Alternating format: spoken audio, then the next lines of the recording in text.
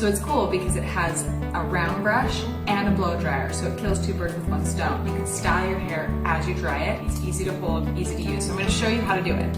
I'm starting with clean hair. This is mostly air dried, and I have a ton of hair, so I'm mostly letting it air dry, and then I'm going to use this to finish up the blow drying and then style it. So here we go.